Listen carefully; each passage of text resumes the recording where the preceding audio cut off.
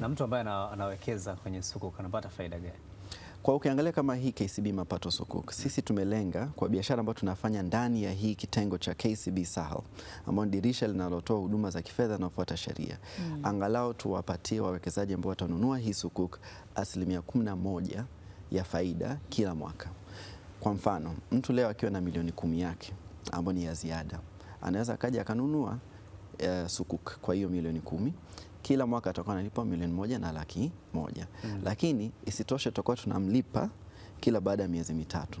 Kwa hiyo atakuwa analipa 275,000 kila baada ya miezi mitatu mpaka itapofika sasa ukomavu wa ile nani sukuk. Maana sukuk ni ya muda maalum. Sisi tumeweka mpaka miaka mitatu. Kwa hiyo ni faida moja. Sasa nani kwa Waislamu tu au hata mtu mwingine ambaye sio Muislamu anaweza? Mtu yoyote kabisa anaweza kawekeza.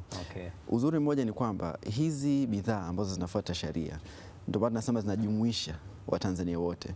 Yule ambao sio Muislamu na yule ambao ni Muislamu wote wanaweza kanunua. Na hivi sasa tunapoongea tayari tumeshaona kuna wawekezaji zaidi ya 35 Waislamu na wasiokuwa Waislamu na mataasisi wameshaanza kuwekeza. Ndio.